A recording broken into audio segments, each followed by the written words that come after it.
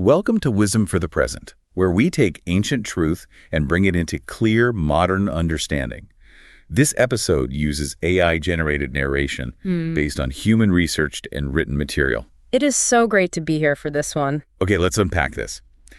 Imagine, just for a second, that you are the most powerful human being on Earth. Right, like absolute power. Exactly.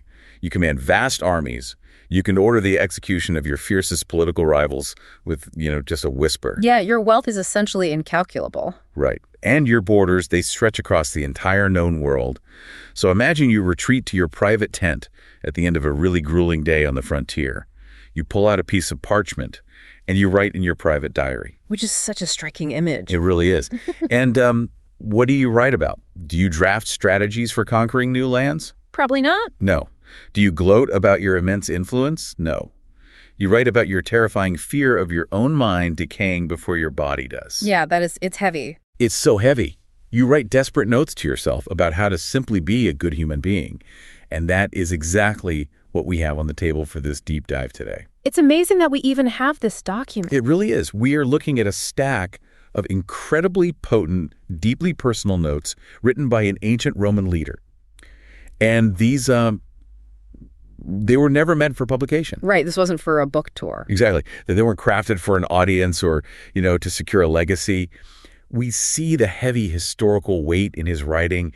It's evidenced by his passing almost casual references to previous eras and emperors like Vespasian and Trajan. Yeah, he's just casually name-dropping the titans of history because that's his actual life. Right. This is a man carrying the crushing weight of an empire, writing in the quiet, stolen moments of his life. And our mission today is to act as thoughtful guides through this remarkable material. Which is such a privilege, really. Totally. We're going straight into books 3 and 4 of this text. The goal is to extract the practical wisdom, the moral insight, and the real everyday life application hidden in these pages. And there's so much of it. So much. I was reading through this section on cognitive decay last night, and I had to put the text down for a second. Really? Just needed a breather. Yeah, because it hit incredible close to home regarding how we view aging, anxiety, and, purpose today. It feels less like an ancient historical document and much more like a diagnostic manual for the exact psychological struggles you and I face right now. Yeah, you read these pages and the immediate realization is that while our technology and our tools have evolved dramatically, the fundamental human operating system hasn't changed one bit over the millennia. That is so true. We are exactly the same. We really are. We are wrestling with the exact same fears, the exact same ego traps, and the exact same desperate struggles to find meaning in a really chaotic world. Right. And what is particularly compelling about this specific section of his notes is the visceral urgency. He isn't writing, abstract philosophical theories from the safety of a comfortable academic armchair. He's literally in a military camp. Exactly. He is writing from a place of immediate, pressing reality. And as you mentioned, he starts with a highly specific fear that catches you completely off guard. Right, because you would naturally assume a Roman leader surrounded by constant war, border skirmishes, and the ever-present threat of political assassination, you'd think he'd be primarily terrified of someone slipping poison into his wine. Or like a general staging a massive coup. Exactly. But that is not where his mind goes at all. No, his primary motivation for writing, the realization that sets the stark stakes for this entire deep dive, is the fear of cognitive decline. It's so specific. It is. In Book 3, Section 1, he lays this out with chilling clarity. He tells himself that a person must consider not just the obvious fact that life is wasting away daily, but something far more insidious. What did he say exactly? He says, imagine if you manage to live a very long time. You have absolutely no guarantee that your understanding, your cognitive capacity, will continue to be able and sufficient. Wow. That is the part that stopped me in my tracks. Right.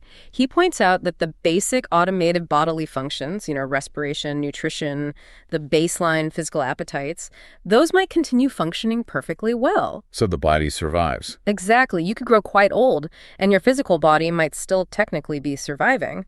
But the intellective faculty, that specific, delicate part of your mind that allows you to make discrete, ethical decisions in business, the part that observes what is right and just, that might fade. The part that makes you you. Yes, the part that gives you the capacity to contemplate divine and human things.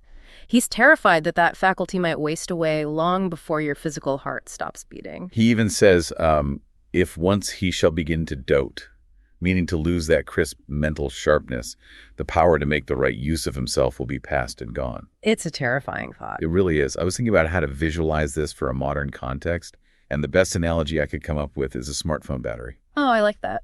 Right. Because when we contemplate our own mortality, we usually just fear the phone dying completely. The battery hits zero, the screen goes black, and that's it. Game over. Right. That represents physical death.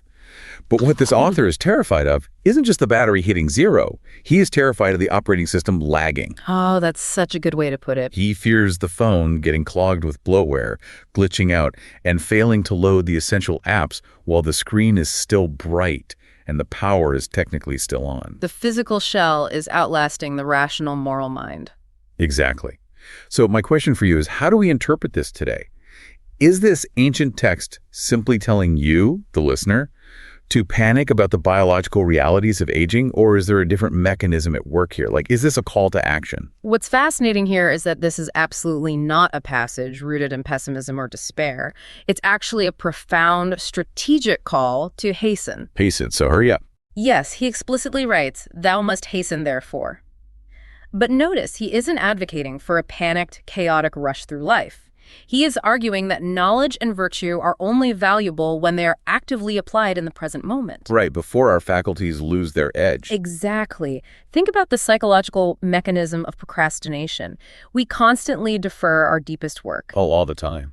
We tell ourselves that we will finally figure out our life's purpose, or we will finally repair that broken relationship, or act with uncompromising integrity once things slow down. Or when you're older and wiser. Right. And he is completely dismantling that illusion. He is warning you that if you wait until you are older to finally start living virtuously, you might find that the precise mental tool you need to execute that virtue, your intellective faculty, is blunted or entirely gone. Wow, so the window is now. The window of cognitive clarity where you can align your actions with your understanding of reality is open right now, and it will not stay open forever. It is the ultimate antidote to the "I'll do it tomorrow" mindset. He is essentially saying, do it today while your mind is still sharp enough to actually execute the task. Yes. And to reinforce this urgency, he backs it up with the most vivid, visceral reality check about death. He views it as the great equalizer, and he spends considerable time building this overwhelming catalog of mortality. He really does. In Book 3, Section 3, and again in Book 4, Section 39, he constructs this incredible historical ledger of death. It's like a who's who of dead people. It is. He is forcefully reminding himself that absolutely no amount of skill, raw power, or brilliant intellect offers any protection against the finality of nature. The specific historical examples he chooses are what make this so striking. He doesn't just say everyone dies. He writes about Hippocrates. This is a legendary physician. Right, the guy whose name is literally the basis for the Hippocratic Oath today. Hippocrates cured countless sicknesses, reversed disease, and understood the human body better than anyone in his era. But he still died. Exactly. Eventually, the great healer fell sick himself and died. The greatest doctor in history couldn't doctor himself out of his own mortality. Which is such a sobering thought. It is. Then he brings up the Chaldeans and astrologers. And we have to remember that in the ancient world, these were the people who supposedly held the secrets of the cosmos. The ultimate fortune tellers. Yeah, they foretold the deaths of so many other people with great ostentation and theatricality, mapping out fates based on the stars. Yet they were ultimately surprised by the fates themselves. They could see everyone else's end, but not their own. Right. They could map everyone else's timeline in the sky, but they couldn't escape the abrupt end of their own. And he doesn't spare the military conquerors either, which is interesting because these are the very people whose ranks he currently occupies. Like he's basically talking about his peers and predecessors. Exactly. He looks at Alexander the Great, Pompeius, and Caius Caesar. These were men who didn't just win battles, they erased entire towns from the map. They were basically gods on earth. To the people living under their rule, they absolutely possessed seemingly godlike power over life and death. They cut down tens of thousands of horse and foot soldiers in a single afternoon. But they still died. At the last, they had to surrender their own lives, just like the lowest foot soldier. Their terrifying power was a complete illusion when placed face to face with nature. He even turns this lens on the philosophers, the towering intellectuals of his culture. He notes that Heraclitus spent his life writing brilliant, sweeping tracts about the general conflagration of the world, theorizing about how the universe operates on fire. A literal genius. A genius. But how did he die? He died filled with water, suffering from dropsy, what we would now call severe edema or congestive heart failure. And famously, he attempted to cure himself by covering his body in cow dung. Wait, really? Cow dung? Yeah, it's wild. The elements just turned against him entirely. Then there's Democritus, another giant of philosophy, who was killed by lice. By lice? Wow. And Socrates, perhaps the most famous thinker of all, was killed by another sort of vermin, wicked, ungodly men who forced him to drink hemlock. It's just a relentless list of how little control we actually have. It doesn't stop there. It isn't just individual humans who vanish. He zooms out even further. He talks about entire cities dying. Right. The geography itself isn't safe. No. He lists Hellas, a major ancient Greek city that was swallowed whole by an earthquake and tsunami in a single night. He lists Pompeii and Herculaneum, buried under volcanic ash from Mount Vesuvius in 79 AD.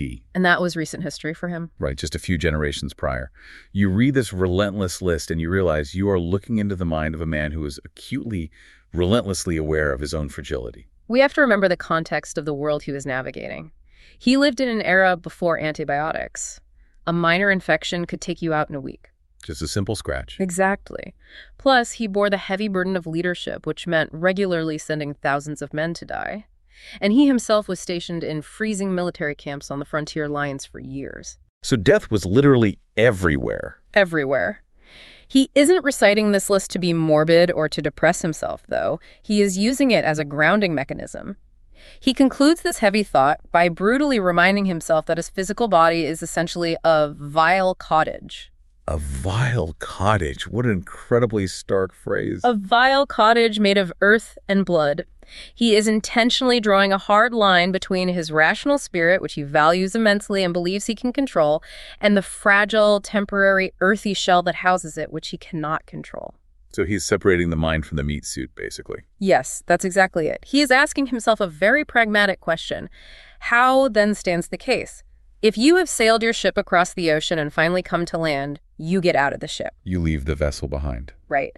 If there is another life after this one, the gods are there too, so there is nothing to fear. If there is no sense or life after this, then at least you are finally free from the exhaustions of pains and pleasures. You don't have to carry the cottage anymore. You're free from the endless labor of having to serve and maintain this decaying cottage of earth and blood. So this perfectly sets the stakes for the rest of our deep dive. Time is incredibly short, our cognitive operating systems are fragile and degrading, and death comes for the conqueror, the doctor, and the philosopher in exactly the same way. The great equalizer. Yes. The question naturally becomes, if we are trapped inside this vile cottage for only a brief flickering moment, how are we supposed to look at the physical world around us while we are here?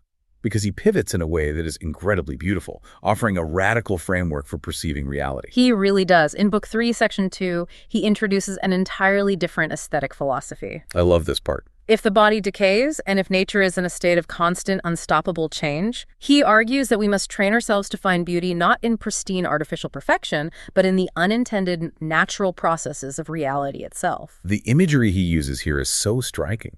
He talks about things that happen naturally as byproducts, things that we usually view as outright flaws or mistakes. Give an example, because his examples are great. Well, he uses the example of a loaf of bread baking in an oven. The baker's original art and intention is for that loaf to be perfectly even, smooth, and uniform. Like a perfect, flawless dome. Right. But in the intense heat of the oven, parts of the dough cleave apart. The crust becomes rugged, unequal, and cracked. Those cracks are technically a failure of the baker's original design.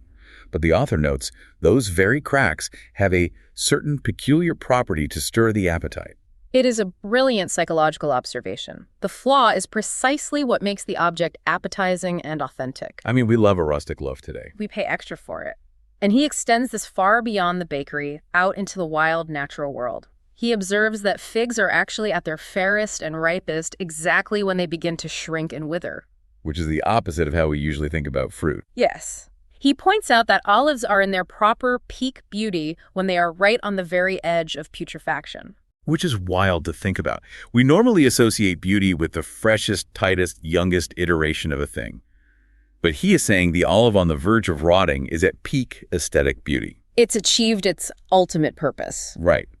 He goes on to mention the heavy furrowed brow of a lion, the gross froth on the mouth of a foaming wild boar, and the intense rictus, or the gaping aggressive jaw of a wild beast. Not conventionally pretty things. Not at all. By themselves, he readily admits, these things are far from traditionally beautiful. If you isolate them, they are terrifying or ugly.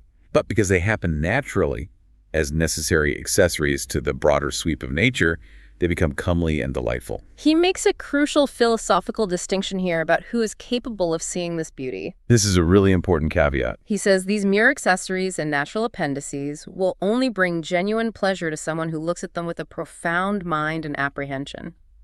You have to be truly and familiarly acquainted with the underlying mechanics of nature to see this. So it takes practice. It takes deep understanding. If you have a superficial mind, you will just see a ruined, cracked loaf of bread, a wrinkled, dying fig, or a disgusting, scary beast. You will judge the object purely on its surface utility or aesthetic perfection. You'll miss the point entirely. Exactly. But if you have trained your mind to understand the rational, interconnected order of the universe, you see how these byproducts fit perfectly into the grand, inevitable design. You stop fighting the reality of the object and start appreciating its truth. I really want to translate this to the 21st century, because this concept completely challenges our modern psychological operating system. Oh, completely. We live in an era defined by hypercuration. Everything is filtered through the lens of an algorithm. We are obsessed with flawless, poreless skin. We want the perfectly symmetrical, color-corrected vacation photo. We want everything airbrushed. We demand the uncracked loaf of bread in every aspect of our lives. We have essentially equated new, young, and flawless with good and valuable. Which is a recipe for constant disappointment. It is. But here is this ancient Roman leader urging you to find profound beauty in the aging process. He explicitly notes in this section that a person who possesses this profound mind will perceive the proper ripeness and beauty of old age in both men and women, just as they perceive the beauty of the cracking bread. It's a very generous way to view human life. It is. Now, I have to push back gently on behalf of the listener here. Oh, for it. It is very easy to romanticize a crust of artisanal sourdough bread. We happily pay a premium for that at a local bakery. But applying this to ourselves, seeing the beauty in something rotting, or more poignantly, seeing the beauty in our own aging, sagging skin, our own failing joints, our own graying hair, that is incredibly tough. It's one of the hardest things we face. Why do we resist this specific wisdom so violently today? Why is it so hard to look at the wrinkles on our own faces in the mirror and say, beautiful natural process? Well, we resist it so violently because we are terrified of the very thing he opened this text with, our own mortality and the decay of the vile cottage. It all links back to the vile cottage. In our modern psychology, a wrinkle isn't just a change in skin elasticity, it is a ticking clock. It is a visual reminder of time passing. A rotting olive reminds us of death. And we do everything we can to ignore death. Everything. We cling desperately to artificial perfection through filters, surgeries, relentless anti-aging routines, and perfectly curated public personas. And we do this because it gives us the illusion of permanence. If we look young, we feel immortal. Exactly. If we look perfectly preserved, we trick ourselves into feeling immortal. The enduring, transformative wisdom he is offering here is that fighting the fundamental nature of reality is a losing battle. And it is a battle that only produces chronic anxiety. Because you can't win it. You literally can't. We spend billions of dollars and immense mental bandwidth trying to erase the cracks in our own crusts. We want to stop the shrinking of the fig. But the author is telling us that these signs of natural aging, these marks of weathering the elements, are where the true, complex beauty lies. That is profound. When you develop what he calls chaste, incontinent eyes, you strip away the desperate, exhausting anxiety of trying to maintain impossible perfection. You stop demanding that reality conform to your artificial preferences. You just let things be what they are. You start to see the world and yourself as it actually is, embedded in a natural cycle of growth and decay, and you find that it is deeply, profoundly enough. Here's where it gets really interesting. In order to develop that kind of profound mind, in order to cultivate those chaste, incontinent eyes that can look at aging and decay without panicking, you need immense focus. You need a lot of mental clarity. Right. You need to be able to observe reality clearly without being distracted by society's artificial standards. Right. But we are constantly surrounded by the relentless noise of other people telling us what to value. So how do we block that out? That's the million-dollar question. In Book 4, he provides a highly practical guide on how to build an inner retreat to cut the noise. This is arguably one of his most immediately applicable practical teachings for the modern listener. In Book 4, Section 3, he addresses an instinct that is universally human, especially when we feel overwhelmed by the demands of life. Which is all the time for most of us. Right. He notes that people are constantly seeking private retiring places. They yearn to escape to country villages, to the seashore, to the quiet mountains. It is the exact ancient equivalent of the modern wellness retreat. Absolutely. When we are burned out from endless Zoom calls, overflowing inboxes, and the constant hum of city life, our immediate instinct is, I just need to unplug. I need to book a remote cabin on Airbnb. I need to spend 2 weeks on a beach in Bali to find myself. And he calls this instinct simplicity in the highest degree, which is a very polite philosophical way of saying it is foolish and naive. Wait, really? He's against vacations? Well, not against rest, but against relying on external geography to solve an internal problem. He says, a man cannot anywhither retire better than to his own soul. If you haven't done the internal work, booking a flight to Bali just means you are taking your chaotic, anxious mind to a prettier location. You're just stressed on a beach instead of in an office. Exactly. But if you have cultivated an orderly disposition and a quiet mind, you carry your retreat with you at all times. You don't need a beach. You don't need a silent monastery. You just need to close your eyes, take a breath, and withdraw into the sanctuary of your own self. He describes this inner retreat as a place completely free from confusion and tumultuousness. He advises that you should afford yourself this retiring continually, using it to refresh and renew yourself throughout the day. Just dipping in and out of it. Yeah, exactly. But here is the catch. To maintain that inner sanctuary, to keep it peaceful, you have to be absolutely ruthless about what you allow inside it. And this brings us to his intense warnings about curiosity. He has strong feelings about curiosity. He really does. In Book 3, Section 4, and Book 4, Section 20, he goes on the offensive against how dangerous it is to care about what other people are doing. He is incredibly vehement about this. He commands himself not to spend the remnant of his fleeting days in thoughts and fancies concerning other men. So no gossiping. 0. Do not waste your precious cognitive battery thinking, what is that guy doing? Why is he doing it? What is she saying behind my back? What do they think of my new project? He argues that these useless curiosities make a man rove and wander from the care of his own rational mind. He even points out that we need to cut off unnecessary actions, but more importantly, we need to cut off unnecessary thoughts in order to gain genuine leisure and tranquility. Thoughts precede actions, after all. Right.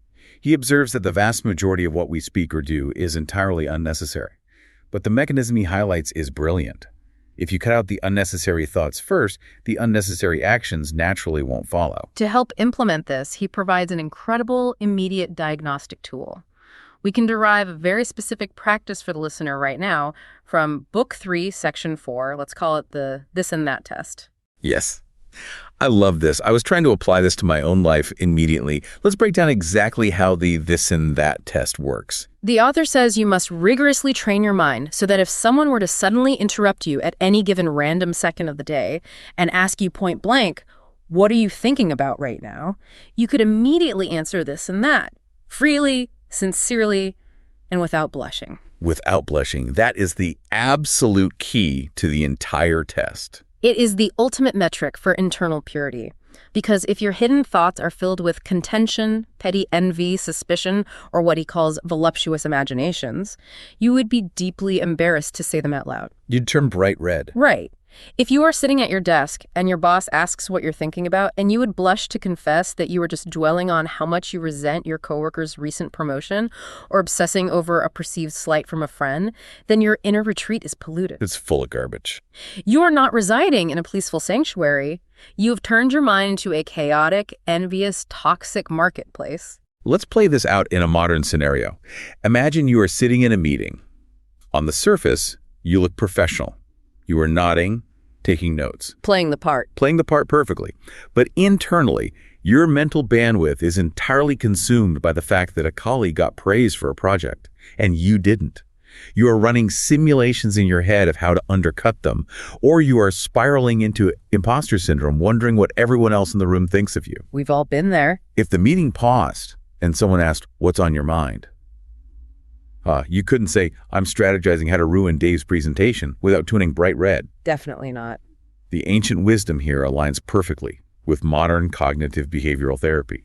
You are wasting your limited cognitive battery, your intellective faculty, on background apps that serve absolutely no purpose other than draining your energy. It's self-sabotage, really. But I have to step in and push back on the author's premise here, because this is where modern listeners might strongly disagree.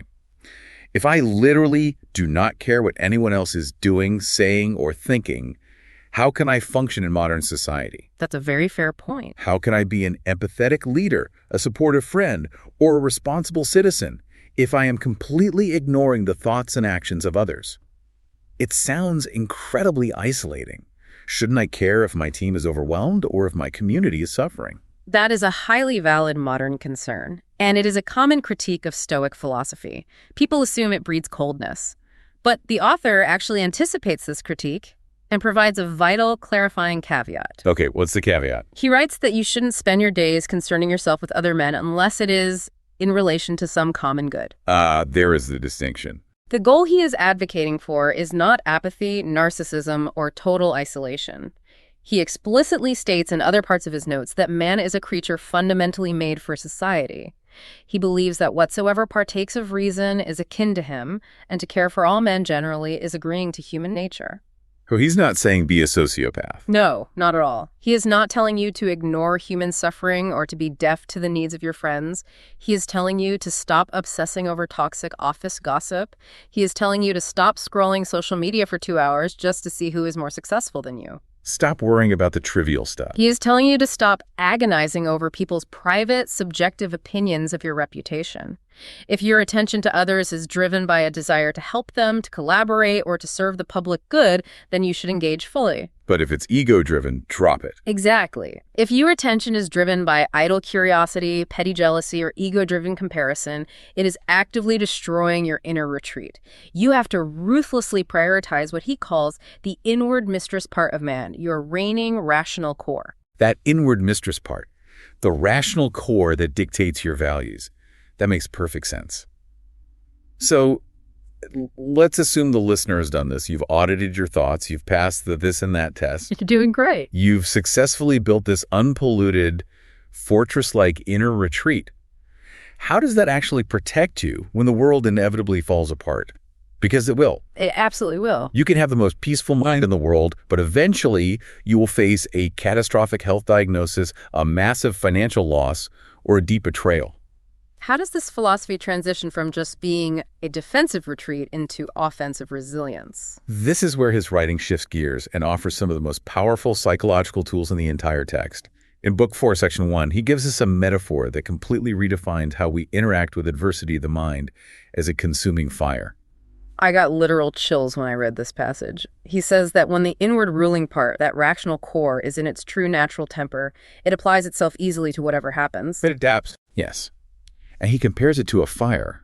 Imagine you have a tiny, weak little flame, like a candle. If you throw a heavy piece of debris or an obstacle onto it, the flame is instantly quenched. It is smothered and dies. But if you have cultivated a great, roaring, massive fire, what happens when you throw that same heavy debris onto it? The fire doesn't just survive the obstacle, it turns the obstacle into fuel. Yes. It consumes the heavy wood, masters it, and grows even greater and hotter because of the very thing that was meant to smother it. Precisely. A healthy, robust mind doesn't just grit its teeth and survive worldly obstacles, it actively utilizes them. He writes that whatever falls out contrary to your first intentions becomes your new proper object. Let's ground this. You were trying to execute Project A at work, but the market shifted, your funding was pulled, and you got laid off. A terrible situation. Right. The weak, candle-like mind is quenched. It falls into despair, bitterness, and paralysis. But the roaring fire mind says, my plan to succeed at Project A is gone. My new project is handling this sudden unemployment with absolute dignity, grace, resourcefulness, and resilience. The obstacle becomes the path. The obstacle itself becomes the raw material for practicing virtue. You don't just bounce back, you grow larger because you consume the adversity. And he pairs this aggressive fire metaphor with a deeply radical, deeply countercultural claim about the fundamental nature of harm itself. In Book 4, Section 7, he writes one of his most famous maxims: "Let opinion be taken away, and no man will think himself wronged. If no man shall think himself wrong, then is there no more any such thing as wrong." I really want the listener to let the weight of that sink in. He is arguing a core tenet of cognitive behavioral therapy thousands of years before it was formalized. It's astounding foresight. He is saying that the external event itself, the job loss, the insult, the broken leg, doesn't actually hurt your inner self. Your opinion of the event is what hurts you. He expands on this in Book 4, Section 39, stating that the things or objects themselves stand without, out in the world, perfectly still and quiet. They're neutral. They have no moral weight. All the tumult, all the anxiety and suffering proceeds purely from the subjective opinion generated within your own mind. He illustrates this cognitive reframing with another brilliant metaphor in Book 4, Section 40, the promontory. Oh, this is a great image. He says you must train yourself to be like a promontory of the sea, a massive stone cliff jutting out into the violent ocean. The waves beat against it continually, relentlessly, day after day. But the cliff itself stands perfectly firm, and eventually the swelling, angry waves are stilled and quieted as they break around it. And how do you practically become that unshakable cliff? You do it by fundamentally altering how you speak to yourself about misfortune. In the very next section, 41, he provides a script for this internal dialogue. A literal script. Yeah. When something objectively bad happens, the immediate human instinct is to cry out, "Oh, wretched I, to whom this mischance has happened." Why me? This is so unfair. My life is ruined. Right.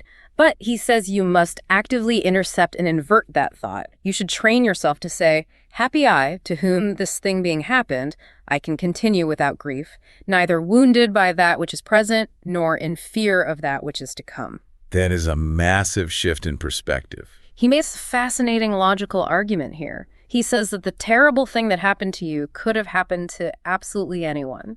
But not just anyone could bear it without being crushed into despair. Most people would crumble. Therefore, the external event is not a misfortune. The fact that you have the strength to bear it generously and without losing your character is a profound happiness. So what does this all mean for you, the listener, when the rubber meets the road? Let's be brutally real for a second. Let's do it.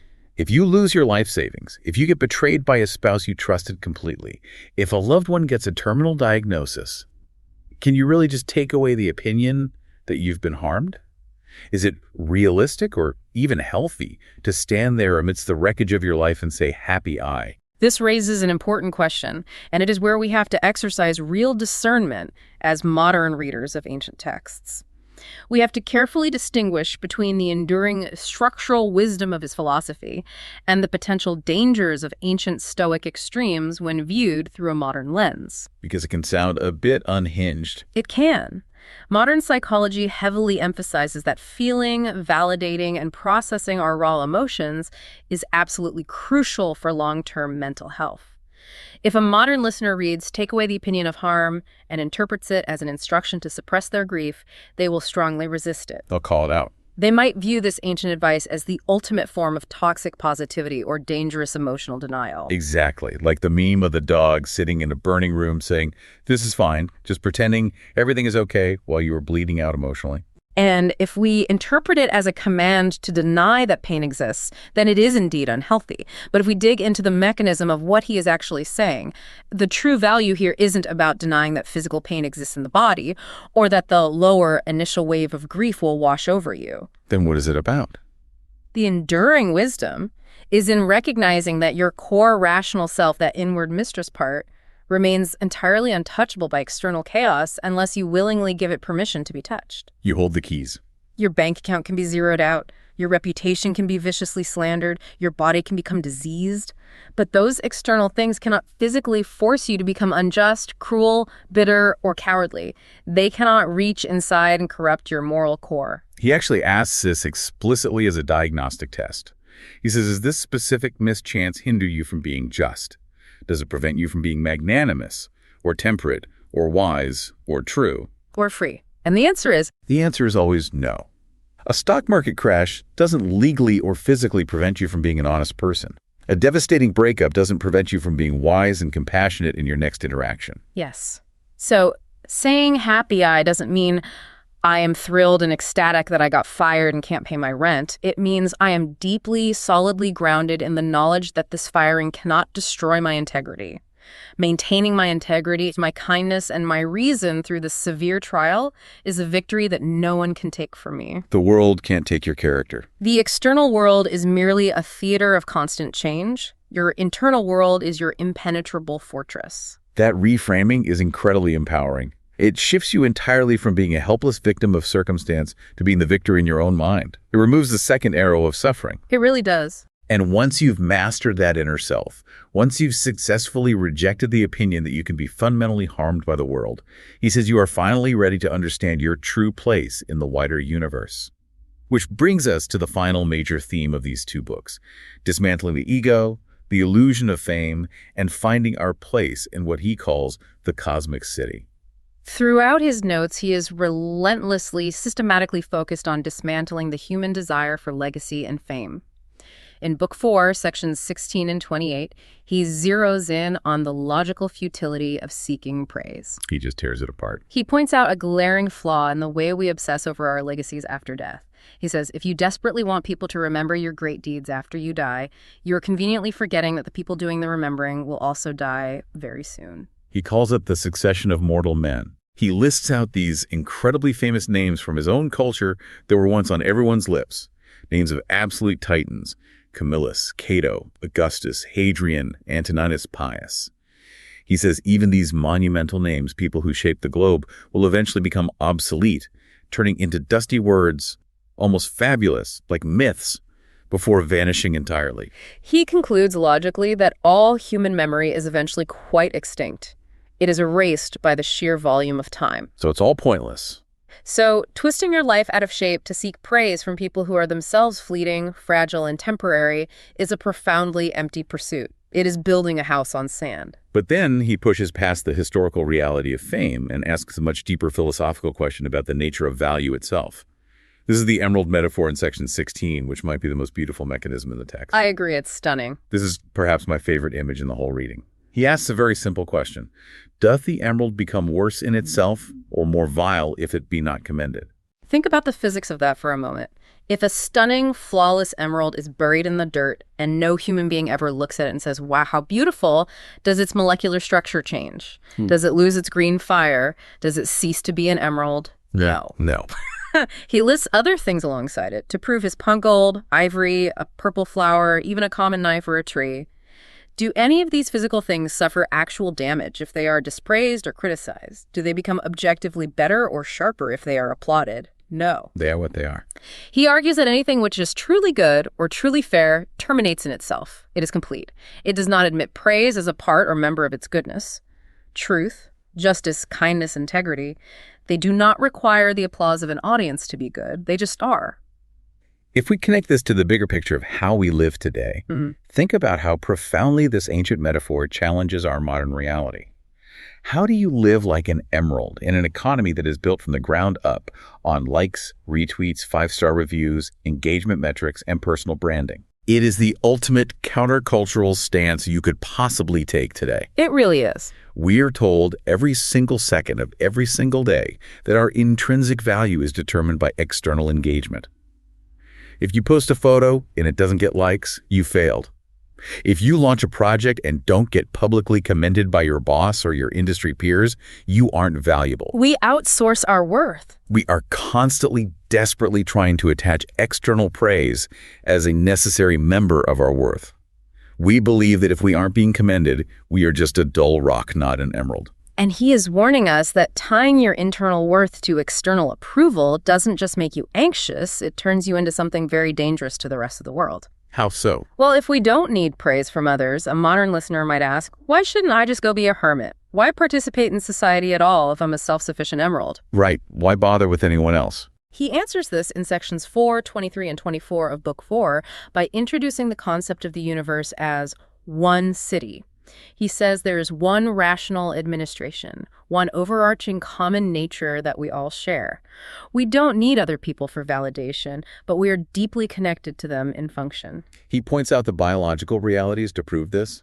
He says the earthy parts of our physical bodies come from the shared earth, the moist parts from the shared water, the fiery parts from the sun and fire. We are literally made of the same stuff. And logically, our rational understanding must proceed from some common, universal fountain of reason.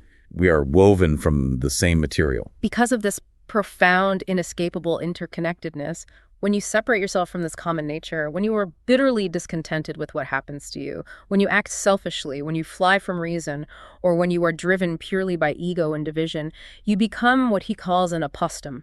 An aposteme, meaning a tumor, an abscess, or a blister.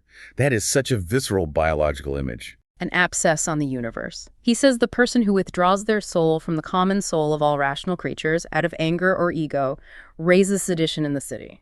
You're rebelling against reality. You become a rebel against the cosmic order. You become a rogue cell acting against the health of the body. This ancient Roman text is touching on a universal human truth found across countless global wisdom traditions, from Buddhism to modern systems theory. The realization that the ego's frantic desire for legacy, for strict separation, for superiority over others is a complete illusion. We walk around thinking we are individual, disconnected, isolated pieces fighting each other for survival, resources, and fame. But he is saying we all breathe the air of a single unified cosmos. We are all branches of the exact same tree. Exactly. If a single branch decides it hates the tree or thinks it is better than the other branches and wants to sever itself to go be famous on its own, it doesn't become powerful. It just withers and dies because it cut itself off from the sap. True enlightenment, in his view, comes from recognizing that interconnectedness. It is understanding that you are a citizen of the supreme cosmic city, of which all earthly cities, corporations, and nations are merely temporary houses and families. We are all citizens of the cosmos. When you truly realize that you are an integral part of the whole, you don't need desperate praise from the other parts. You just need to fulfill your natural, rational role to be just, to be charitable, to bear adversity with grace, and to speak the truth. Okay, we have covered immense transformative ground today. We've explored the stark urgency of cognitive decay and why we must act while our minds are sharp. We've covered a lot. We've talked about finding the hidden beauty in the natural, unintended processes of aging and reality. We've broken down how to build an unpolluted inner retreat using the this and that test to block out the noise of curiosity. A very practical tool. We've learned how to turn the mind into a consuming fire that uses misfortune as fuel, standing like a promontory against the waves. And finally, we've discussed living like an emerald, sufficient in its own goodness, serving its proper role within the interconnected cosmic city. It's an incredible philosophy to try and live by.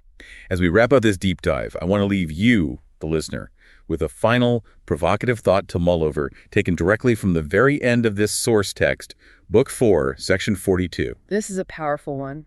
The author writes that a powerful remedy against the fear of death and a way to gain ultimate perspective on whatever is stressing you out right now is to visualize time.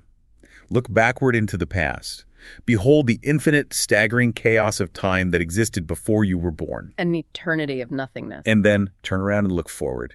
Behold the equally infinite, unknowable chaos of time that will stretch on forever after you die. You are currently suspended, like a tiny spark, between two roaring infinities. It really puts things in perspective. In the face of that staggering, incomprehensible vastness, what is the actual objective difference between living 3 days or living 3 full ages? In the grand scale of the cosmos, both are but a fleeting blink. A drop in the ocean. So the question for you to explore on your own is this. When you truly internalize how incredibly brief your moment in the light is between those two dark infinities, how does that change exactly what you will choose to do with the next 24 hours? That's the heart of this section. This is wisdom for the present, where understanding leads to clarity, and clarity shapes how we see and live. We'll see you in the next episode.